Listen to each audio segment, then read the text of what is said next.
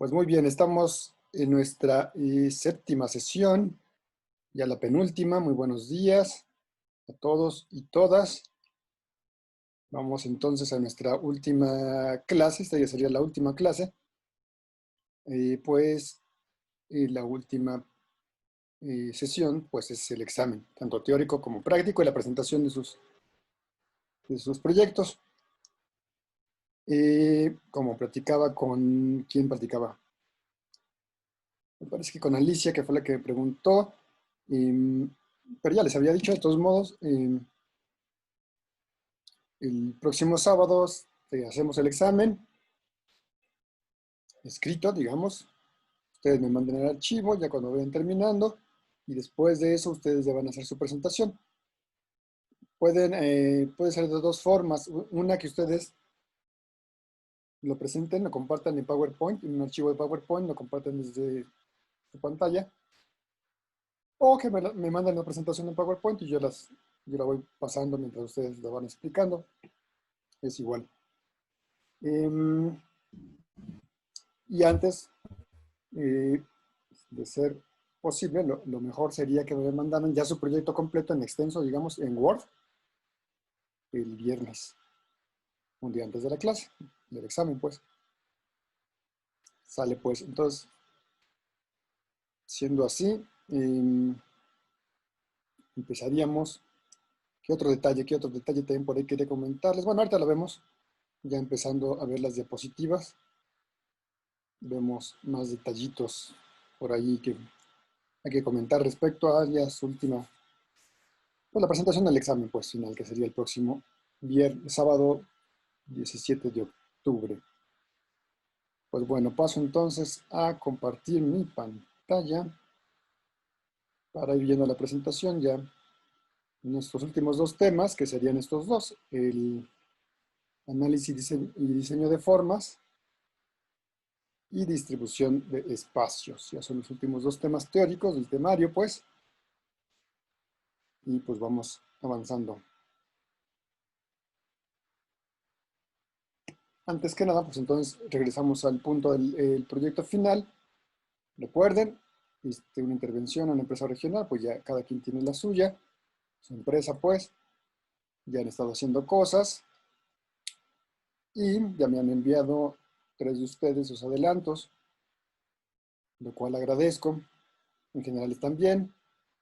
Y nada más unas pequeñas observaciones muy leves que les hice. Ortografía, chequen mucho la ortografía. Por ahí vi algunas fallas, sobre todo de acentuación. Entonces, chequenla muy bien. Revisen. Que no contenga faltas, pues una falta de ortografía siempre demerita un trabajo así profesional. Y ya sabemos que no estamos ahorita en un trabajo profesional, pero es el intento, ¿no? Se intenta que sea lo más profesional posible en esta materia, entonces pues debe de ser lo más limpio, lo más cuidado posible. Entonces van a proponer esto, ¿no? Los manuales, obviamente no van a ser un manual completo y enorme, pero sí pueden hacer un esbozo de manual, un manual simple, y un organigrama, y un flujograma, también uno, si quieren hacer más, pero con uno es suficiente. Y alguna forma, si quieren hacer más de una, también, ¿no? Pero pues con una forma está bien, como ejemplo, que puede ser utilizado en el departamento en el que están interviniendo, de la empresa que están interviniendo. Entonces, eso sería, déjenme ver, creo que ya está por aquí. Ahí está Alicia, ya la estoy admitiendo. Bueno. Sale, entonces, eso sería, ¿no? No dejar de hacer estos elementos que hemos visto en la materia para su proyecto final, aunque sea un esbozo, ¿no? Que den una idea de que saben cómo manejarlo, cómo hacerlo, pues. También hacer una propuesta de distribución de espacios, que ahorita vamos a ver ese tema. Y pues tomando en cuenta la estructura y los departamentos de la empresa, claro. Ustedes se van a enfocar solamente a un departamento, si así lo prefieren, ¿no? Si quieren enfocarse a todo un área más grande, pues también es válido. dependiendo del acceso a la información que ustedes puedan tener. Pues sale. Pues ya vayámonos de lleno con la clase. Y vámonos con el análisis y diseño de formas. ¿Qué es esto de formas? Pues bueno, las formas se integran al manual de procedimientos, generalmente con un ejemplo y un instructivo de llenado. Entonces, allí en el manual de procedimientos, ustedes pueden incluir una forma que sea importante, que se lleve a cabo en un área, y poner cómo se debe de llenar y un ejemplo, después de describir la operación. O también puede usarse como un apéndice, y también puede incluirse en un apéndice con varios formatos o con un formato, los más importantes, a ser llenados en este manual de procedimientos. Entonces, una forma se usa para imprimir informes constantes, recabar información que se va a hacer constantemente, todos los días, cotidianamente. Entonces se requiere que haya existencia y que haya esto. Cuenta con espacios para que se anoten ellos información que puede variar. Obviamente puede variar. Si fuera la misma, pues no necesitaríamos que nadie llenara ese formato.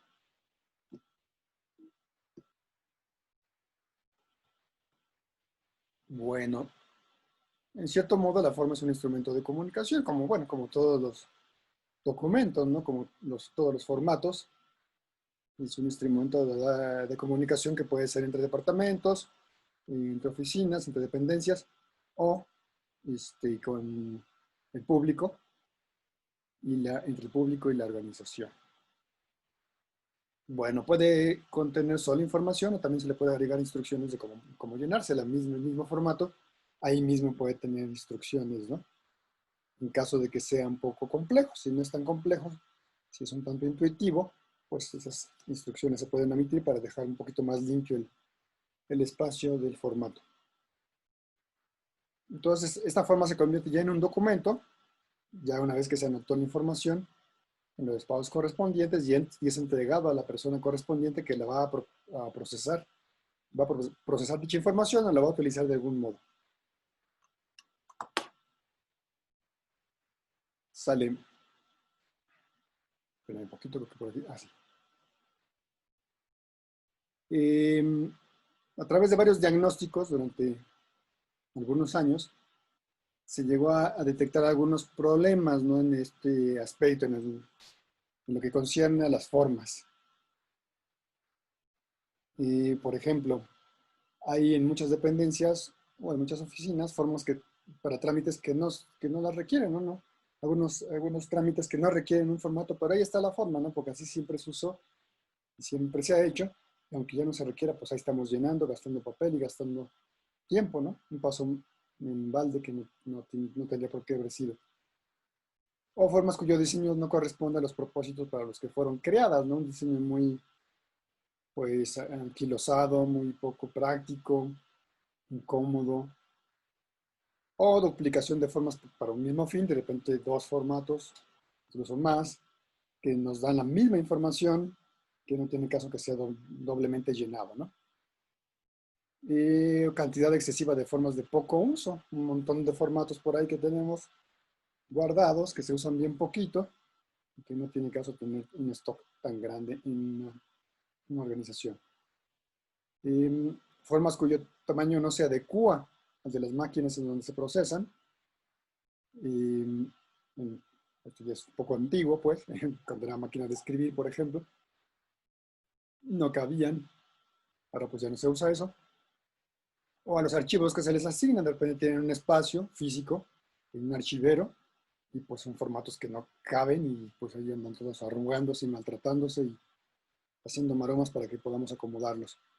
O tamaño a menudo excesivo para los datos que contienen, una formota enorme, con unos cuantos datos que hay que plasmar en él, cuando podemos hacer la mitad de una hoja tamaño carta, por ejemplo, ¿no?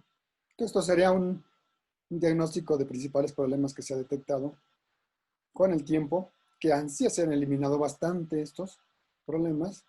Ya tiene algunos años de estos diagnósticos, pero bueno, todavía por ahí pueden regresar a aparecer nuevos problemas al respecto.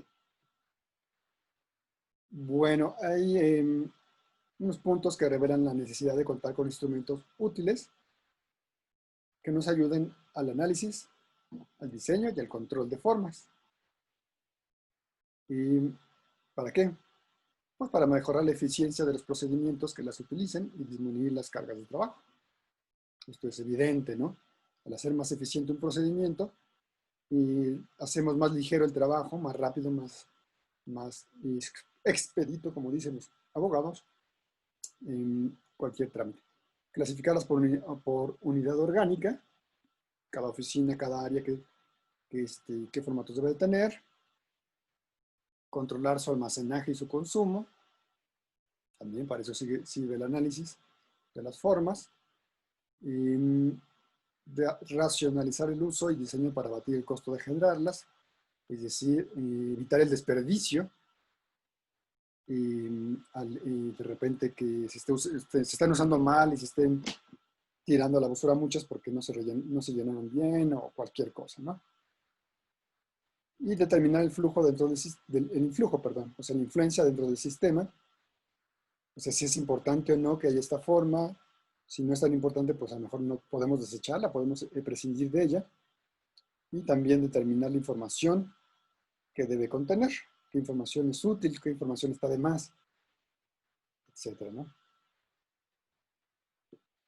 Bueno, para llevar a cabo un análisis de las formas, lo que se debe hacer con estas formas, y nos debemos preparar un cuestionario, ¿no?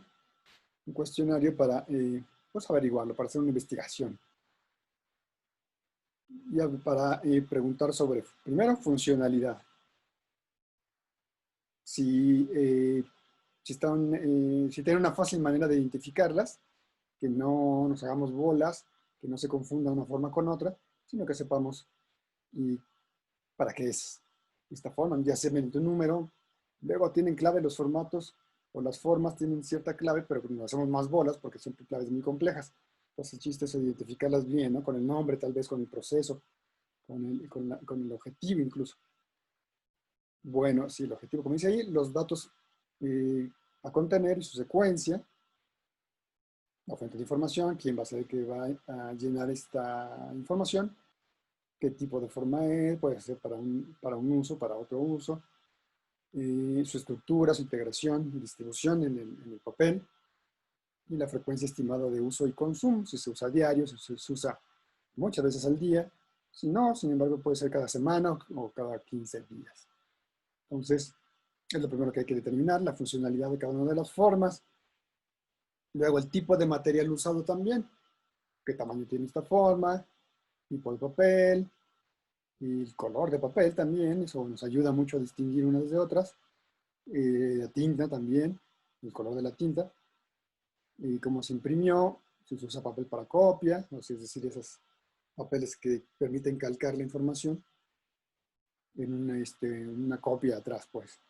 Tipo de encuadernación, cómo se va a encuadernar, si es que se necesita encuadernar, el volumen y frecuencia de su manejo y el archivo en el que va a ser almacenada de esta forma, pues, o guardada para posterior consulta o posterior uso. Bueno, el analista debe proceder a recopilar muestras de las formas, el analista de las formas, pues, una persona que se encargue de este proceso de analizar si estamos bien en cuanto a formas. Entonces va a recopilar muestras de las formas que se utilizan y clasificarlas de acuerdo con las necesidades de la dependencia. Bueno, hay varios criterios para clasificar estas formas, hablando de la clasificación que va a tener a su cargo el analista o la persona encargada de hacer este análisis. Pues hay varios criterios, ¿no? La funcional, por unidad orgánica, por denominación, por características físicas. Entonces, la funcional sería de acuerdo con las funciones, como dice su nombre, que desarrolla la dependencia. Entonces, se reúnen todas aquellas formas relacionadas con actividades parecidas y eso facilita el examen de cualquier posibilidad de combinación o eliminación, es decir, que podamos combinar dos formas o tres formas en una sola. Y así eliminamos las otras dos, eliminamos papeleo o incluso eliminar información que no se requiere. Otra clasificación que podemos hacer para ir analizando los formatos es por unidad orgánica, por oficina, por área. Sirve para identificar cada una de las formas que utilizan las unidades orgánicas en el desarrollo de sus funciones. Igual, podemos detectar por ahí si están utilizándose de más o de menos. De repente por ahí puede haber implementación de algún nuevo formato que pueda ser muy útil y eficientizar el trabajo. Otra clasificación es por denominación. Permite examinar las formas similares en cuanto a su denominación.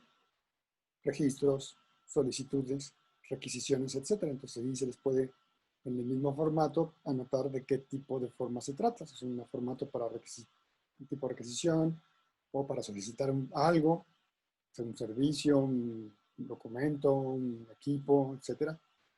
O simplemente que es un registro para registrar información y llevar un histórico.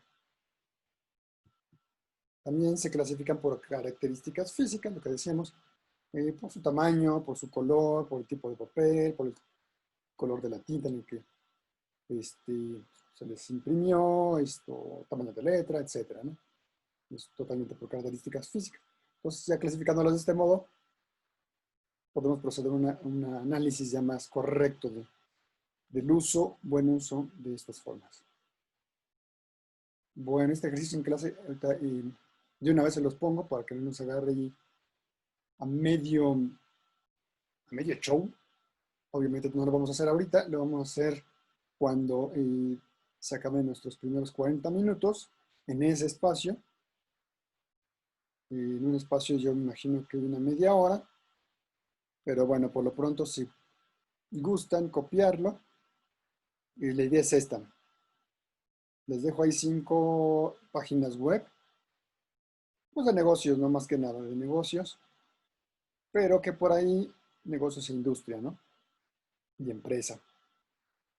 Por ahí busquen ustedes en cada una, en 3 de estas páginas, no en cada una, si quieren buscar en todas, y si les da tiempo, pero buscar algún tema sobre administración, que tenga que ver con administración, de un modo u otro, ¿no? Y pues bueno, casi todo tiene que ver con administración en el área de negocios y de empresas, ¿verdad? Pero bueno, tiene que venir algo de actualidad, algo actual, no sé, un análisis de algunas empresas, una nueva aplicación, una nueva corriente administrativa. Puede haber muchas cosas. Los busquen en tres de estos sitios. Y el chiste, el objetivo de este ejercicio va a ser que cada uno encuentre dos temas. Dos temas de preferencia en diferente página. Una, por ejemplo, en el Economist y otra en Forbes. Y pues al rato por ahí le apuntan, hacen un resumen y un abstract, un extracto de lo más importante, ven el argumento de quién lo escribió, de qué trata, de qué habla, de qué propone, etcétera, ¿no? Y pues la idea es que ya regresando de esos 40, de esa media hora en que ustedes hayan encontrado estos artículos o estos temas, y pues nos los platiquen a todos, ¿no? Va a ser padre, pues son 5, 10, van a ser 10 temas, bueno, pueden coincidir de repente alguien, pero digamos que pueden ser hasta 10 temas interesantes que ustedes puedan encontrar y que no sabíamos, ¿no? Sale pues, entonces sería la idea esa, de esta ejercicio en clase, como les decía, ahorita que se nos acaban los 40 minutos de nuestro primer bloque. Sale. Sigamos entonces. Para el diseño de formas, pues no necesitamos ser diseñadores gráficos ni diseñadores industriales. Con tener intuición, sentido práctico y pensamiento eficiente, suficiente, es más que suficiente, valga la redundancia, y para diseñar una forma. Y claro, conociendo el trabajo, para eso es el análisis de las formas y el análisis de un área. Entonces, se pretende lograr la mejor distribución de los datos en el papel. Este es el diseño de las formas. Entonces consiste en la elaboración de una forma a tomar como base la información recabada. Sujeto, o sea, subjetivo, una fuente de información, de dónde vamos a sacar la información para llenarla, las necesidades que la originan, para qué es, tiene que ver con su objeto, métodos de llenado, puede ser a mano, puede ser en máquina, puede ser en impresora, en máquina ya casi no, pero bueno, puede ser con una impresora, etcétera. Número de copias que se van a requerir de cada una, procedimientos en que intervendrá este formato, en qué procedimiento, en este sí, en esto no, a lo mejor nada más en uno, a lo mejor en varios. Y los resultados finales que se deben obtener. Todo esto sirve para darnos una idea y diseñar una forma de la mejor. Ahora sí que vuelva a hacerla, valga otra vez la redundancia, para hacer una forma de la mejor forma, de la mejor manera. Bueno, hay que tomar en cuenta para hacer un buen diseño, primero, datos generales de la dependencia. Hay que tomar muy en cuenta esto, que además se van a anotar en esa forma, ¿no? De manera que no ocupe mucho espacio, el menos espacio posible. También hay que tomar en cuenta la información básica de que la forma debe determinar. La información básica de la forma debe determinarse mediante la respuesta a estas preguntas. ¿Qué información se va a incluir? ¿Es importante dicha información? Obviamente, si no es tan importante, pues podemos quitarla de la misma forma, ¿no? Intentemos dejar la información más importante. ¿Cómo se va a utilizar? ¿Por quién? ¿Quién la va a utilizar?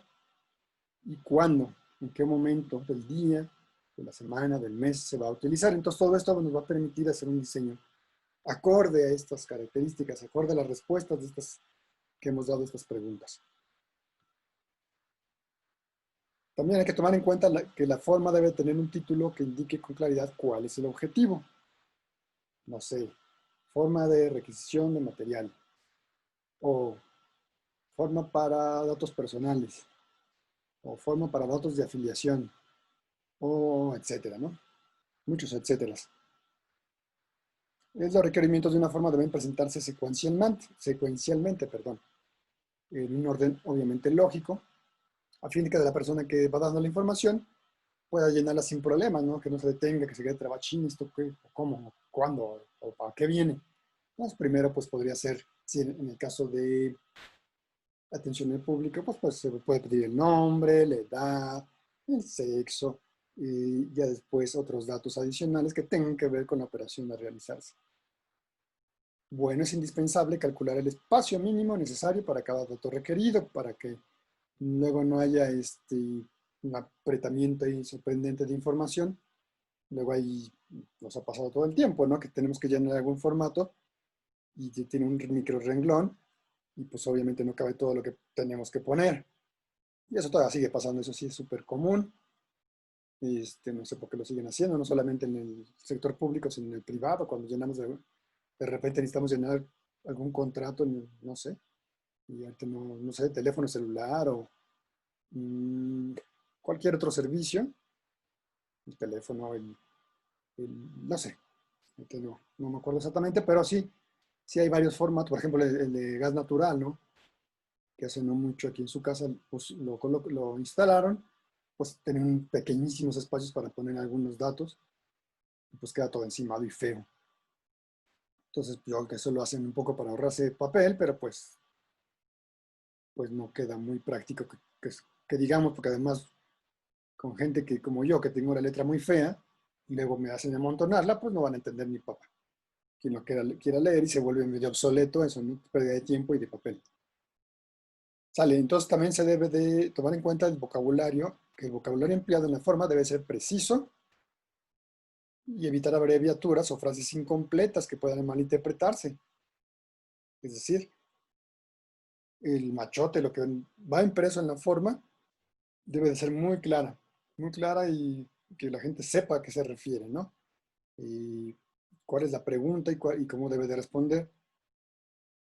Y para ello hay que evitar estas abreviaturas que podrían confundir mucho a la gente o frases inacabadas que también no pueden hacer y pues muchas personas pueden no saber a qué se refiere o llenarlo con datos que interpretaron mal y que pues hagan un desperdicio de tiempo y de dinero.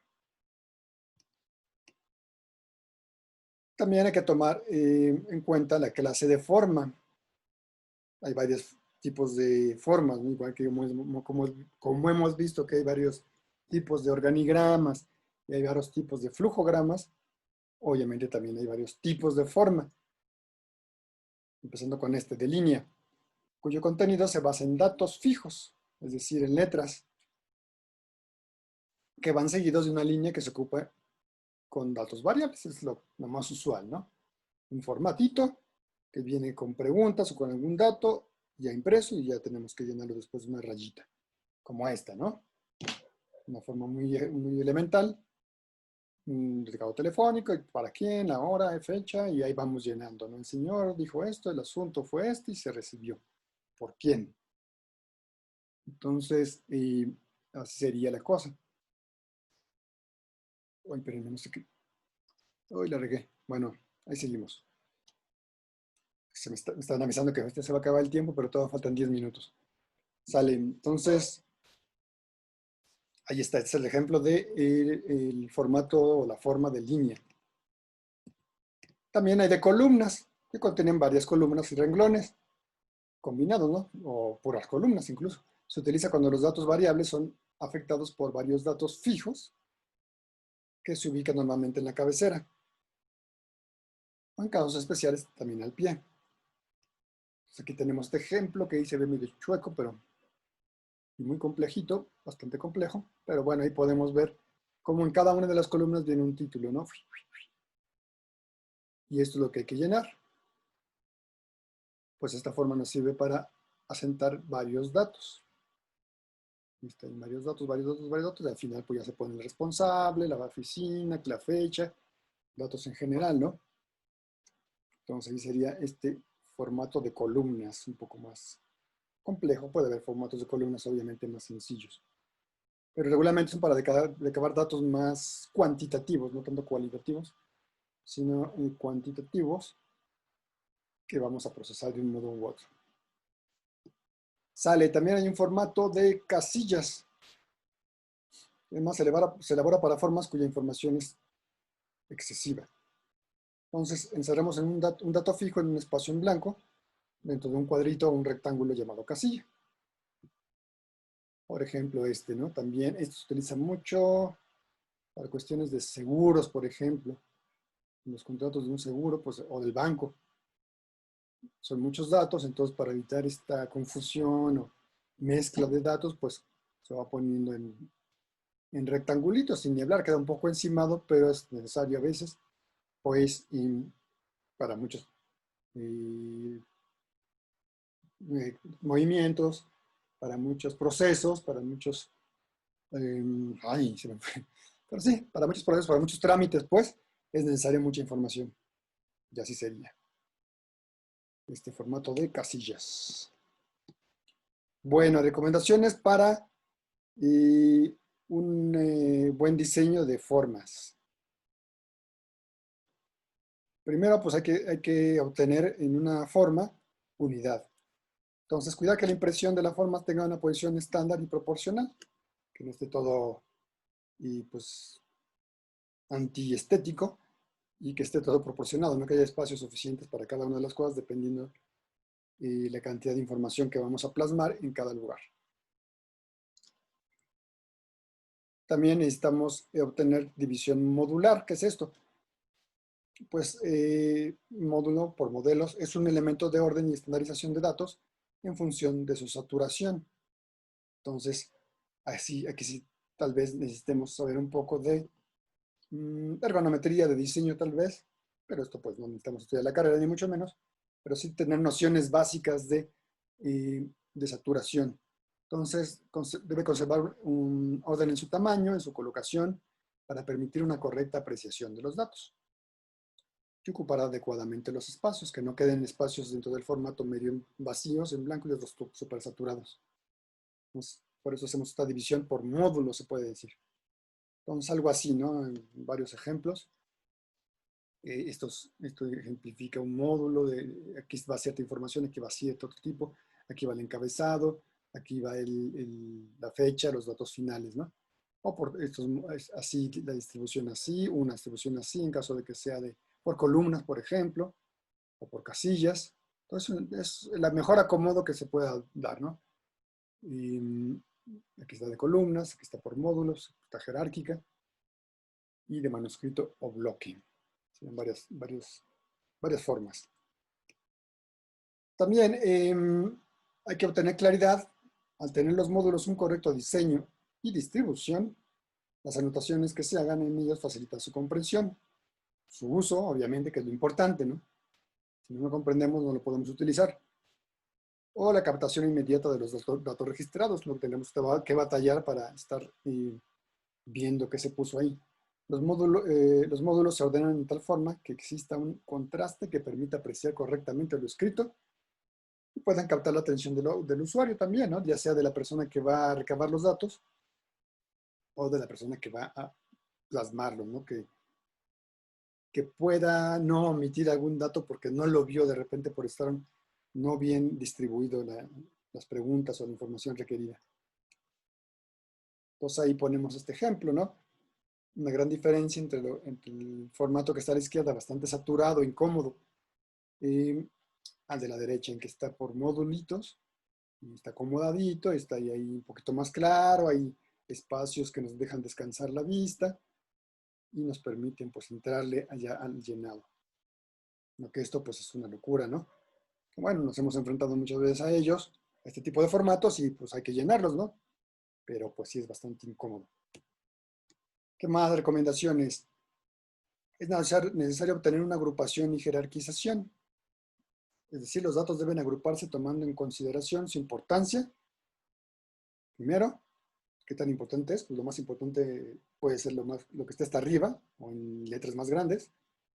Y la utilidad posterior, ¿para qué se va a usar? Si sabemos para qué se va a usar, pues obviamente los datos más importantes de ese formato pues vienen más claros para que la persona que va a recabarlos, que va a registrarlos, pues pueda acceder a ellos más fácil. Entonces, una agrupación y jerarquización sería así, ¿no? No todo distribuido un tanto al azar ahí en toda la hoja, sino una distribución mucho más ordenadita, poniendo aquí arriba lo más importante, aquí pues lo sustantivo y después datos finales, ¿no? También, para obtener una mejor presentación y utilización adecuada, es necesario tener un índice de saturación.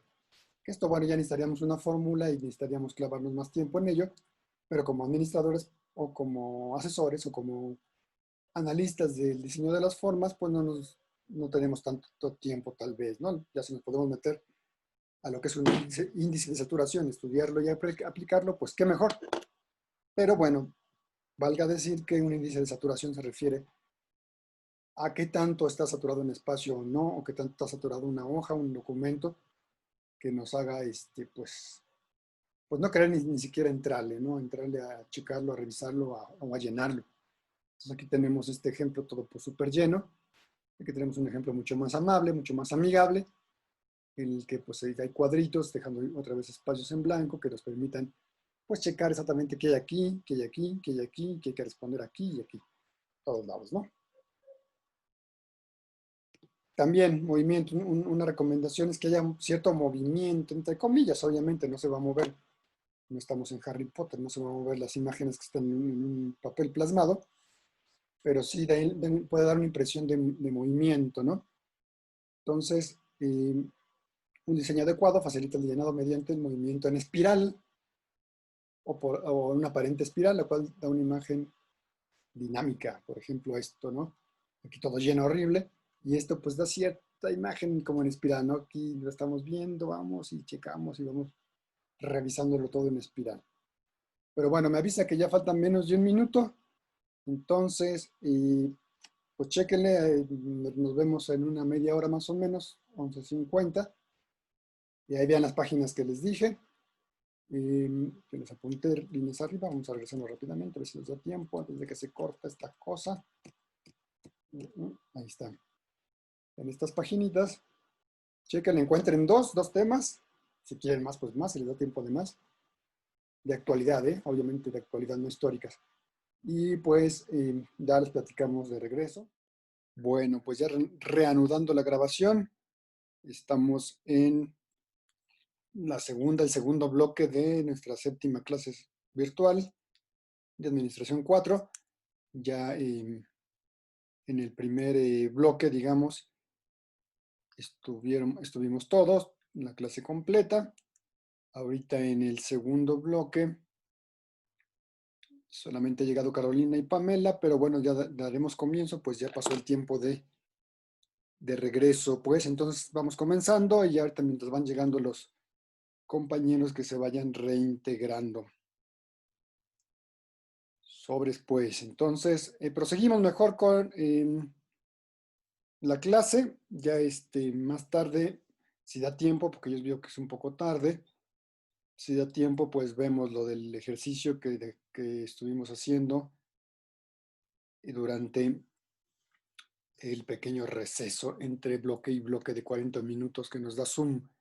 Entonces, bueno, por lo pronto mejor comparto mi pantalla para continuar. Yo tengo unas dudas, profe. Dime. De los formatos, bueno, de lo que estamos viendo, ¿solamente quiere así como el ejemplo que viene en su presentación o lo llenamos con datos? Ah, no, con O datos sea, también. ¿quiere los formatos? Ah, ya, sí, entendí. ¿Cómo? Sí, con que esté el formato, ¿eh? Con que esté el formato Ah, ya ok. con lo que se va a requerir. Ajá. Si Puedes está hacer, lleno, no hay ningún problema. si está lleno no hay ningún problema. Ah, ok, ok. Mejor incluso, ¿no? Porque ya se ve una aplicación práctica. Ah, ok, para que se vea cómo se aplica. Exacto. Ok, bueno, está bien. Sale. Bueno, entonces ya ahora sí comparto. Porque el que parte y comparte se lleva la mejor parte. Pues sale pues. Entonces, este fue el ejercicio. Y nos quedamos, ¿dónde nos quedamos? Ahorita un poquito más para adelante, más para adelante, más para adelante. Ya habíamos dicho esto del movimiento, que esto, para hacer más atractiva, más amable, más accesible la forma, el formato, pues debe de tener ciertas características que ya vimos aquí atrásito, y checar que esté bien aquella unidad en este formato, que haya división modular, que se divida en aspectos, digamos, generales dentro de la forma, que haya claridad en cuanto al diseño y también en cuanto a los datos que se están solicitando.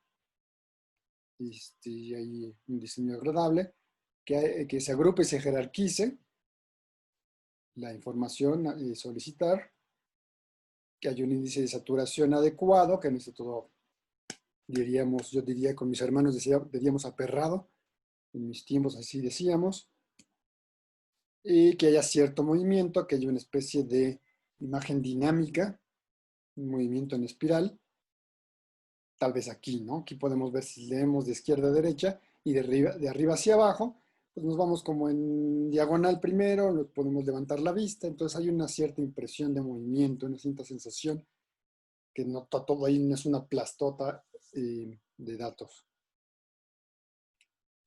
También cierto ritmo, hay que tener cierto ritmo, es decir, la distribución de los datos que contiene una forma debe de contener con este ritmo que permita al lector o usuario captar rápidamente la secuencia de los mismos. Que sigue después de otro, ¿no? Si tenemos un formato como el de la derecha, todo ahí una plasta, pues como que nos quedamos ahí medio con cara de what, y este otro formato, pues vemos claramente en el orden en que va, ¿no? En el ritmo, primero va aquí lo de la derecha, lo de la izquierda, luego lo de la derecha, luego otra vez a la izquierda y así, ¿no? Cierto movimiento y cierto ritmo, ¿no? Por decir algo. La imagen residual también es un concepto un tanto cuanto de diseño, de publicidad, pero que también nos sirve en este aspecto. Es diseñar las formas de manera que el lector se lleve como última imagen aquello que se desea conservar en su memoria, precisamente. Entonces, por ejemplo, en este formatito, pues dejamos al final, hasta abajo, en la parte final, que sea lo último que lea, y con lo último que se quede, un dato, ¿no? A lo mejor una información. Recuerda seguir los pasos indicados. Entonces, a cuando no se le queda, ¿no? Recuerda que para tu próxima cita, esto, o cualquier otro mensaje o otra imagen que queremos que se quede grabada. Esto también se usa, como ya dije, en publicidad, cuando vemos un anuncio impreso y pues al final lo que viene, lo que se pretende, lo que pretende el publicista es que al fin, la parte final que el público vea, lo último que vea, lo último que le llame la atención, se quede fijo en su mente, ¿no? Que podría ser el logotipo de la empresa, en caso de la mercadotecnia, ¿no? O que pudiera ser, no sé, una cuestión de el precio o algún tipo de promoción, la dirección de la empresa, etcétera, etcétera, etcétera. Entonces, esta sería la imagen residual, que también pues, hay estudios al respecto, que ya entran en el ámbito un poco fuera fuera de la administración, pero que también nos competen. Sale. Necesitamos también tener un control de formas, que consiste en proveer a la dependencia de todas las formas necesarias para el buen desempeño de sus funciones, eliminando aquellas que pues, están duplicadas, ya sea en parte o totalmente, o son obsoletas, que ya no nos sirven.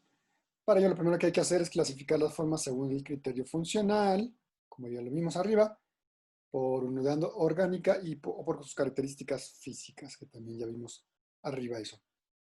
Después de ello, ya que los clasificamos, hay que lograr, de preferencia, elaborar un catálogo de formas, claro, dependiendo la dependencia, dependiendo el departamento, la empresa, pues si son muchas formas, pues obviamente es muy necesario hacer un catálogo. Pues si son unas cuantas, espérenme que ya hay gente esperando, si son unas cuantas, entonces, dejen contesto porque no sé por qué me están llamando del SEA, pero bueno, ahorita dejen contesto.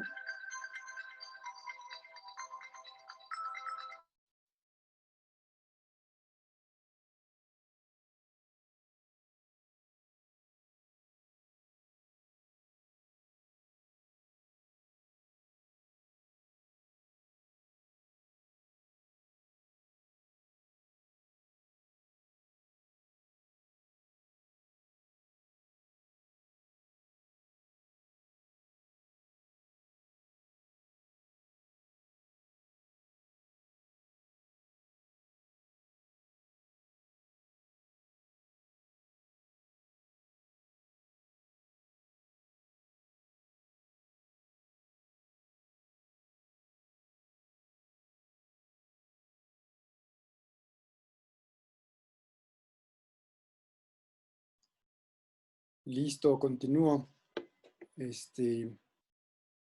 Por alguna razón no tenían registrado que estoy dando clase hasta ahora. Bueno, en fin, ya está. Sale, entonces, para llevar este control, primero hay que clasificar las formas, según los criterios ya vistos, y después elaborar un catálogo de formas.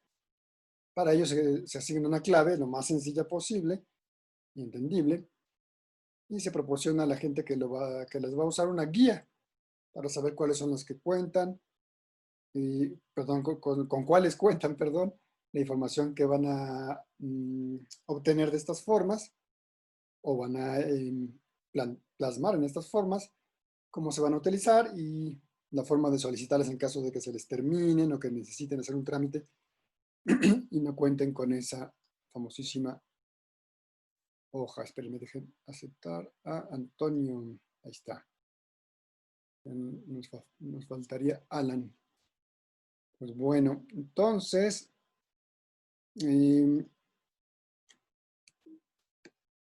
sería esto, ¿no? Solicitarlas en caso de que se les termine. Entonces puede contener los siguientes datos. El catálogo de formas. Clasificación, pues, para facilitar su localización, a qué departamento pertenece. Se pueden clasificar por función, por objetivos, si son para registro de datos, si son para solicitud de algún tipo, etcétera, ¿no? La descripción también se hace una descripción rápida y resumida en dicho catálogo del tipo de material que se usa, el mínimo de existencias o el de stock que debe haber mínimo, y se puede llevar por semana, por quincena, por mes, para que no haya el peligro de que se nos puedan acabar estas formas. El objetivo también, el propósito que cumple cada forma dentro del procedimiento general. Entonces, esto sería lo básico que se debería de poner para el catálogo de formas. También el modelo desplazado. ¿Qué es esto? Se refiere a la forma que se desplazó para comparar objetivamente cuáles fueron los cambios. Es decir, si llegó un formato nuevo, ¿cuál fue el que se eliminó? Que de preferencia se debe hacer eso, ¿no? Si llegó uno nuevo, pues no tener el viejo también, que se duplica información, sino cuál fue el que se fue. Se puede poner este formato, sustituye al clave tal y a partir de tal fecha. Entonces, el modelo vigente autorizado también se refiere a la forma que se utiliza actualmente, y cuyo empleo ya está autorizado, ¿no? Esto ya está autorizado, entonces este formato es el que se utiliza a partir de esta fecha. ¿Qué fase del procedimiento en el que se encuentra la forma, ¿no?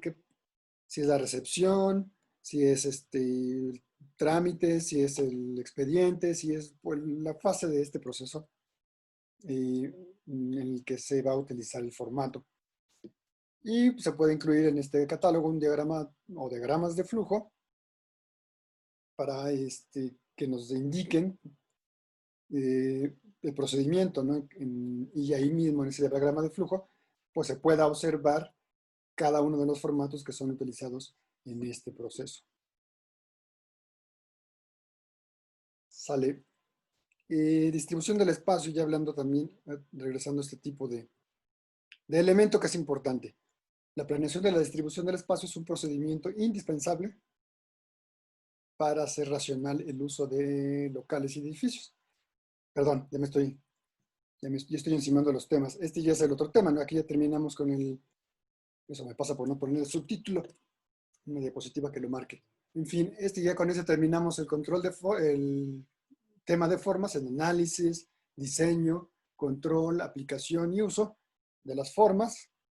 Y ya pasamos entonces al último de los temas, que es la distribución del espacio.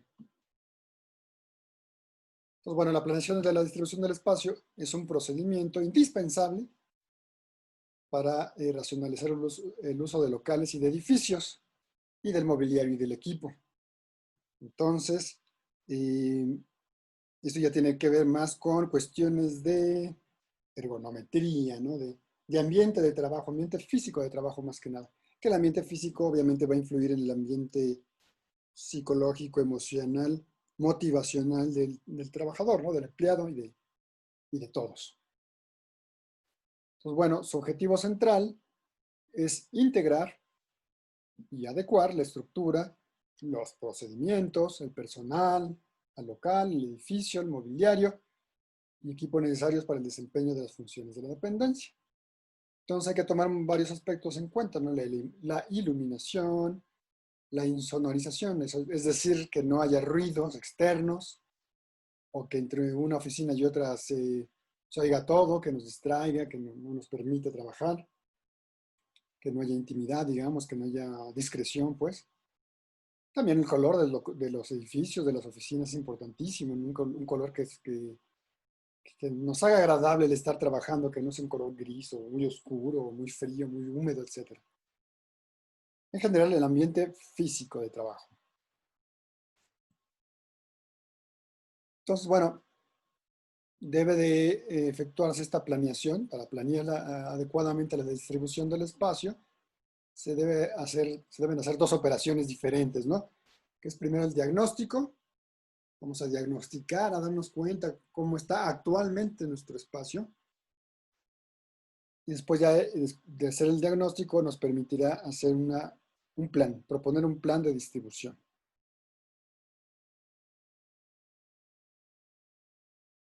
Pues bueno, el diagnóstico se justifica cuando hay cambios en la estructura de la organización, ¿no? Cuando va a haber alguna modificación en la estructura o en los sistemas de procedimiento de trabajo. O sea, cuestiones ya laborales eminentemente.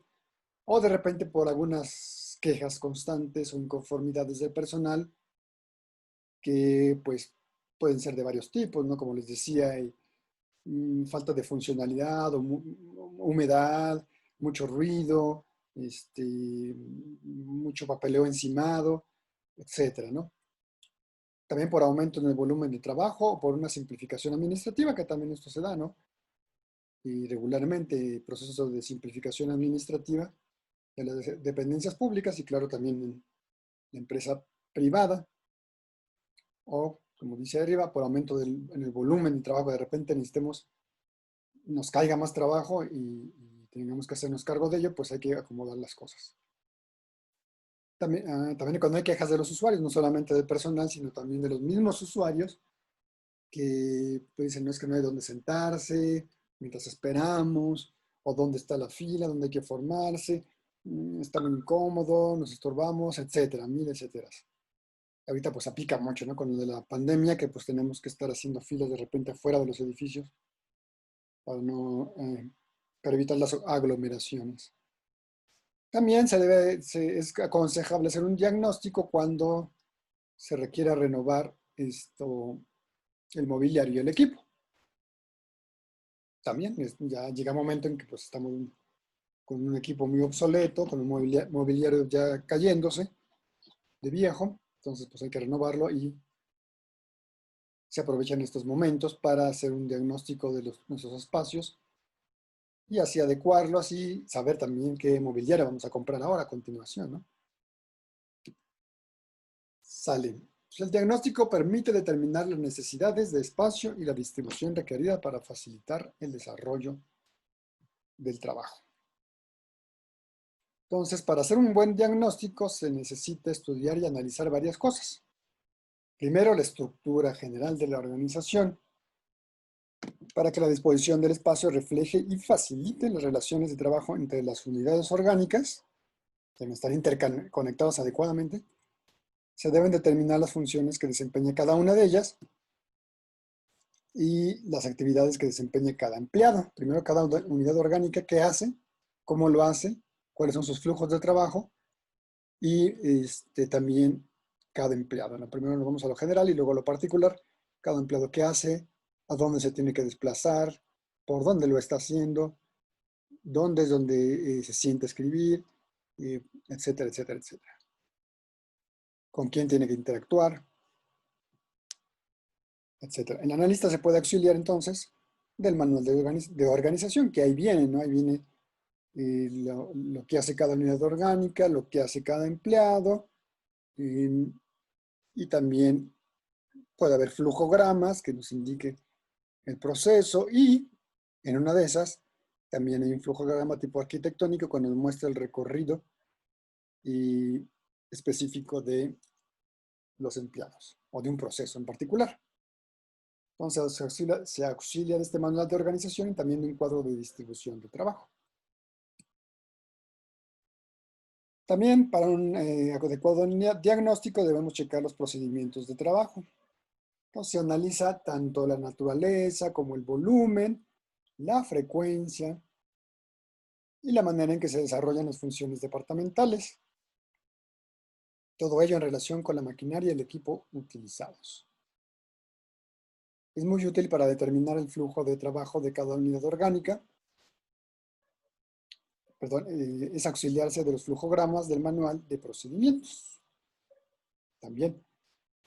O en caso contrario, se tendrá que diseñar la representación de la secuencia de operaciones de las unidades orgánicas. El chiste es que, de un modo u otro, necesitamos ver y darnos cuenta del procedimiento del trabajo, algo parecido aquí al anterior, y muy relacionado, ¿no? La estructura tiene que ver con cómo se dan los procesos. En este caso se usa el flujograma arquitectónico, como les decía, que es una combinación del flujograma de proceso y del plano que muestra la distribución de los elementos materiales en el área de trabajo. Entonces presenta una forma en la que el espacio y la distribución de la oficina son un auxiliar en el procedimiento. Y así eliminamos o tratamos de la mejor manera posible de eliminar desplazamientos innecesarios. Tiene que ver también con lo que ya habíamos mencionado en clases pasadas y con lo que vimos en Administración 1, con estudios de tiempos y de movimientos, aunque bueno, el estudio de tiempos y movimientos tiene un poco más que ver con líneas de producción, con el área de producción ya en sí, pero obviamente también, sobre todo para oficinas gubernamentales, tiene que ver con el movimiento de personal. Sale. Entonces, también hay que verificar, obviamente, para hacer un diagnóstico que nos sirva, cuál es la distribución actual del espacio, cómo actualmente está distribuido, cómo en estos momentos cómo está. Entonces ahí se delimitan y se localizan áreas de conflicto, cuáles son los posibles nudos, digamos, donde haya mucho tráfico de personas que de repente se estorben entre ellos, o mucho tráfico de documentos que se puedan traspapelar, etc. Entonces, estas áreas de conflicto se deben determinar tanto internamente como las de servicios al público, donde puede haber ahí colas demasiado largas, aglomeraciones, desorden, no una atención en orden y adecuada a la gente. Y para obtener una representación de la distribución actual y que su comprensión sea adecuada, se utilizan planos, modelos y también maquetas. Aquí, por ejemplo, le pongo bien, comprensión sea adecuada. Tenganle paciencia, porque soy un poco disléxico. Entonces utilizamos esto, planos, modelos y maquetas, que ahorita más adelante vamos a desglosar qué son cada uno de estos, ¿no? Bueno, los planos representan la ubicación precisa y exacta y el tamaño de los elementos, ya sean paredes, ventanas, puertas, escaleras, columnas, divisiones, las tuberías, las salidas eléctricas del alumbrado, ductos para cableado telefónico, para cableado eléctrico, entradas y salidas de la gente, etc., ¿no? Los planos, un plano arquitectónico que ustedes seguramente ya conocen, ya han visto. Los modelos son reproducciones o patrones hechos a escala de maquinaria inmobiliaria, es decir, un croquis podríamos llamarle, ¿no? También en un plano también de repente incluye estos modelos, ¿no? Son plantillas o son moldes. Se reproducen a la misma escala del plano sobre el que se colocarán. Y pueden ser de cartón, de papel, de plástico, de madera, entonces también pueden ser en 3D para una mayor observación y análisis.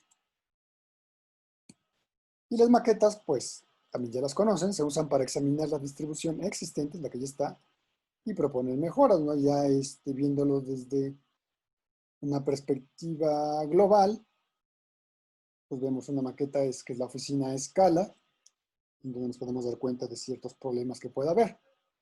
Son tridimensionales, sirven para conocer el área de trabajo, el mobiliario, maquinaria, equipo, todo lo que se utiliza en una unidad orgánica. Entonces, para hacer el diagnóstico también es indispensable estudiar el personal, obviamente. ¿Cuántos empleados de uno y otro sexo hay también? Hay que saber de uno y otro sexo, pues también para establecer la ubicación de los baños, por ejemplo, ¿no? Y otras cuestiones que para cierto tipo de, pues esto es para el ambiente de trabajo, ¿no? Para un género u otro son importantes, ¿no? Y por ello pues hay que saber cuántos empleados y de qué sexo. Esencialmente para proyectar instalaciones adecuadas para el personal, como son casilleros, lavabos, sanitarios, el comedor también, el actual, cómo está, y el futuro, cómo va a quedar. Ya después de este diagnóstico, ya pasamos al plano. Acabamos de hacer el diagnóstico y nos vamos al plan, ya con los datos obtenidos del diagnóstico. Entonces se debe considerar algunos principios básicos. La previsión de necesidades futuras y la presentación de un proyecto de distribución. Entonces, estas tres cosas, ¿no? Estos elementos hay que considerar. Principios básicos de distribución del espacio. Tenemos que hacer una previsión de qué necesidades seguramente vamos a tener en un futuro. Hay que saber prevenir. Y también presentar un proyecto de distribución. De ya sería la parte final, ¿no? ya después del diagnóstico y de considerar estos principios y las necesidades futuras, pues ya vamos a plantear un proyecto en forma. Entonces, bueno, los principios básicos, ¿cuáles son? Hay varios. El primero sería la integración total. Es necesaria una distribución que integre, que ponga juntos y articulados a los hombres y mujeres, a los equipos, a las máquinas, a los materiales, y que dé como resultado un organismo administrativo que funcione como una unidad. ¿No se acuerdan de la teoría de los sistemas? Pues algo así, ¿no? Que esta unidad orgánica, que está exactamente, funcione como tal, como unidad, como su nombre lo indica, como un subsistema dentro de un gran sistema. Y como subsistema como tal, pues debe ser único, ¿no? Tenés una unidad funcional. Otro principio básico sería la mínima distancia recorrida. Eso es bien importante. Y suena fácil, pero no es fácil lograrlo, ¿no? Ya a la hora de la aplicación práctica puede conllevar ciertas dificultades, ciertos disgustos. Entonces, bueno, esta mínima distancia recorrida, ¿qué implica? Es necesaria una distribución que permita que los objetivos, no, esos son los objetos, perdón, no objetivos, que los objetos, como pueden ser documentos, las formas, los materiales que se van a usar, las piezas, etcétera, dependiendo, obviamente, de nuestra organización, circulen lo menos posible entre las operaciones de un proceso. Que no haya desplazamientos muy largos, que quiten tiempo, porque bueno, pues no, pues qué tanto tiempo me quita, un minuto. Pues sí, pero acumulados en un día, imagínense, es un temperal de aquellos. Y acumulados en una semana y en un mes, pues es una pérdida de tiempo y de horas hombre, de efectividad, de eficiencia sorprendente. Entonces, esto reduce la distancia que cada empleado debe transitar para recoger, para gestionar, para dejar un documento, para efectuar los contactos personales requeridos, también que es bien importante, no solamente se trata de documentos, no entrega, recepción de documentos, sino establecer contactos. Todo el tiempo necesitamos nosotros hablar con la gente de nuestra misma oficina, ¿verdad? Para solucionar cualquier cosa o para un proceso X. Y obviamente también para utilizar equipo, que puede ser, no sé, una copiadora, una impresora, un escáner, o más sofisticados, ¿no? Y en caso de cuestiones más especializadas, un plotter, no sé. Sale otro principio básico, es la circulación. Es necesaria una distribución que disponga de la zona de trabajo de manera tal que cada unidad orgánica, perdón, se sitúe en el mismo orden o secuencia en el proceso de trabajo.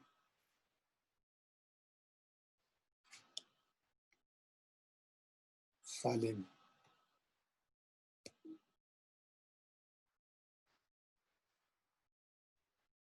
La flexibilidad, pues es bien necesaria una distribución que permita que los reajustes y readaptaciones, o sea, reingeniería, que hemos visto también, se realicen con un costo y molestia mínimos. O sea, debemos de ser capaces de esto, ¿no? De ser flexibles, de tener la suficiente adaptación para que, capacidad de adaptación, pues, capacidad de asimilación del cambio, para que estas modificaciones se hagan, pues, lo más rápido posible, lo cual implica las menos molestias, la menos pérdida de tiempo posible y obviamente un costo menor. Bueno, el segundo punto, después de los principios básicos de la distribución del espacio, sería el establecimiento de necesidades futuras. ¿Qué vamos a necesitar en un futuro? Para ello necesitamos prever los cambios en la estructura de la organización.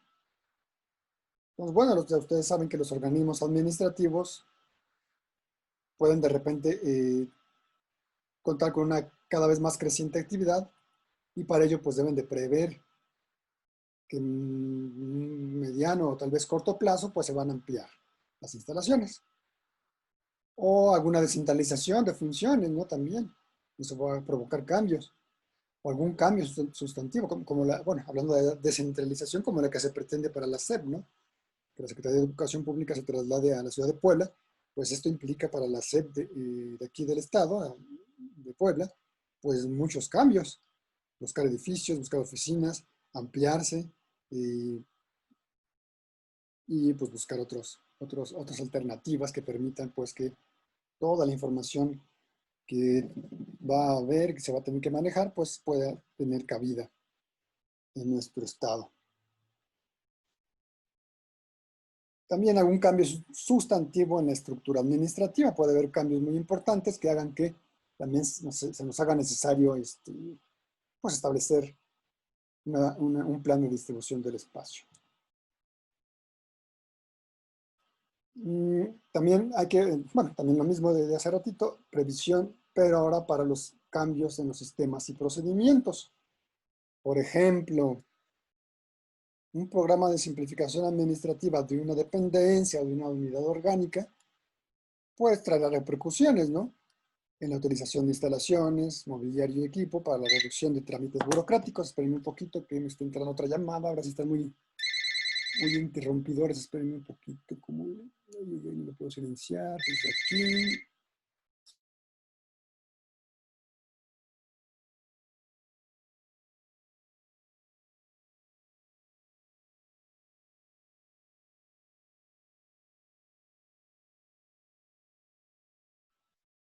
Bueno, entonces seguimos. Y como les decía, ¿no? Un programa de simplificación pues va obviamente a traer repercusiones y cambios en la distribución del espacio, o debería traerlas, ¿no? Ya que como vamos a simplificar varios procesos, pues entonces nuestras instalaciones quedarán mucho más pues accesibles, ¿no? Mucho más ágiles, eficientes. Incluso podemos cambiar el mobiliario para incrementar esta eficiencia. Bueno, también tenemos que tomar en cuenta para el establecimiento de necesidades futuras el mobiliario y el equipo, obviamente, que vamos a requerir, o incluso desechar, tal vez, ¿no? Transferir a otra dependencia de donde se use. Obviamente en función de la estructura de la organización y de los sistemas y procedimientos. O sea, deben prever las necesidades del nuevo mobiliario y equipo y la selección del tipo de divisiones y canceles en lugares de trabajo. Todo ello, ¿no? Por eso necesitamos estos planos para saber cómo están divididas las oficinas y no vaya a ser que compremos mobiliario que no quepa de repente por la puerta de una oficina o que no se pueda, que estorbe un cancel, etcétera, o una pared falsa, ¿no? Bueno, el personal también se debe, obviamente, analizar hacia futuro, planear las necesidades del personal y los posibles cambios que vaya a haber. Pues en muchas ocasiones el espacio resulta insuficiente para la instalación de sanitarios, guardarropas, salas de descanso, comedor, etcétera, ¿no? Si es que se va a incrementar el personal, y para ello tenemos que tener cierta previsión, por lo menos de varios años, ¿no? De preferencia. Para ello es mejor, es indispensable tener esta, una adecuada, un adecuado conocimiento de lo que va a pasar a futuro. También se va a necesitar, obviamente, hacer una previsión del espacio que se va a requerir, y para ello se puede multiplicar el número de puestos de un mismo nivel, o sea, de una misma, sí, de niveles semejantes, por el indicador que se determine en cada dependencia del espacio asignado a cada unidad orgánica.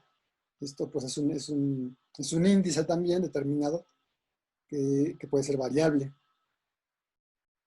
Este cálculo se puede hacer después de hacer dos operaciones. La primera sería preparar para cada unidad orgánica un inventario del espacio requerido para el personal actual y el equipo, de acuerdo con el tipo de trabajo que se realiza y los servicios que presta el público, ¿no? Entonces, hacemos una especie de inventario, pero en vez de ser que sea un inventario de mobiliario o de existencias de algún tipo, pues hacemos un inventario de espacios y del que se requiere ahorita y del que se va a requerir próximamente, de acuerdo con las actividades que se realizan y también los servicios que se prestan al público. También se debe de hacer la operación de una previsión por unidad orgánica respecto a futuros aumentos de personal, evidentemente, como ya dijimos. Ya después, la parte de la presentación del proyecto es la que llega al final y otra vez ya me está marcando que se está acabando el tiempo. Ojalá que ya Zoom cambie rápido porque da mucha lata con esto de que se acaba el tiempo. Pues sale, pues nos desconectamos y otra vez, ahorita nos vemos luego, ¿eh? No, no tardamos mucho, unos 3 minutos y ya. Entonces me vuelvo a cortar y ahorita nos vemos.